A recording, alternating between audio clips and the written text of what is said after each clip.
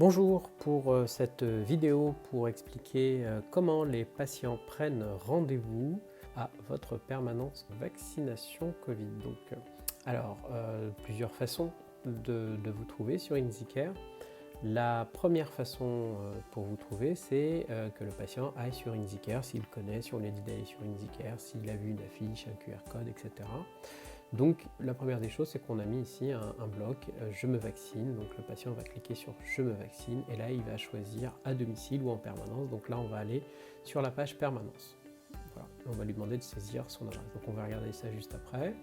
Autre façon, c'est si le patient vous a trouvé sur Google, donc soit par exemple vous avez créé votre page ou la page a déjà été créée, Google My Business qui apparaît ici, soit on vous trouve ici parce qu'on a tapé votre nom, soit parce que vous avez votre mini-site sur lequel le patient, si vous avez activé le module vaccination Covid, il n'a plus qu'à cliquer ici, prendre rendez-vous au cabinet, puisque là on parle du cabinet, on verra pour le domicile sur une autre vidéo.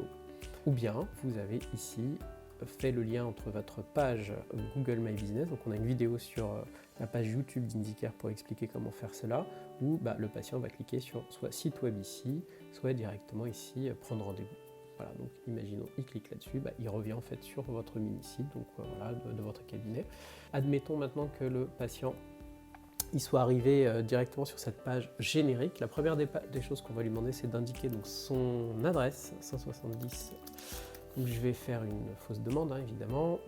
Ici, on a la possibilité de préciser le patient si c'est sa première vaccination, deuxième, troisième ou voire quatrième dose pour certains patients, dont les patients immunodéprimés. Donc imaginons que c'est ma troisième dose.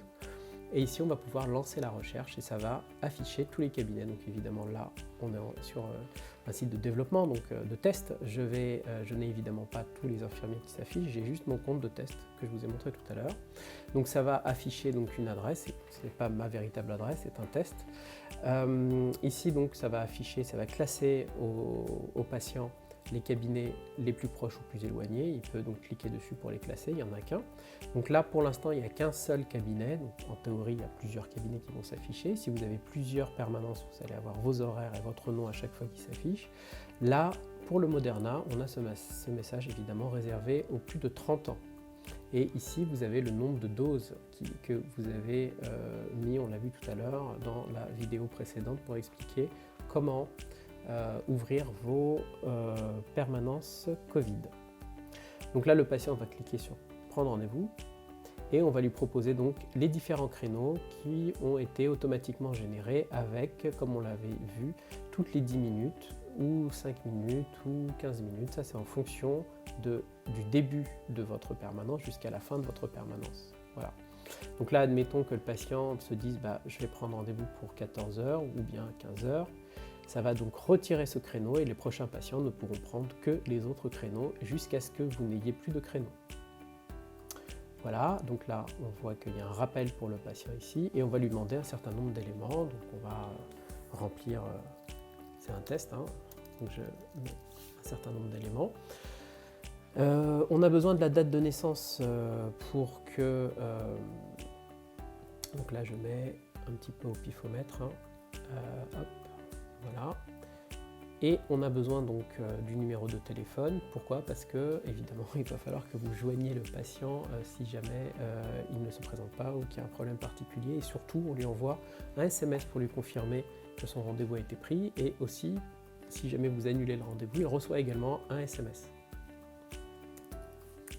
Voilà. Et on a besoin de son adresse mail de la même manière. Voilà, donc là c'est juste un test encore une fois. Voilà, et donc on va avoir une confirmation derrière, voilà, et on valide. Voilà, donc là on a ce message qui est affiché avec le numéro du rendez-vous, etc., l'adresse, etc.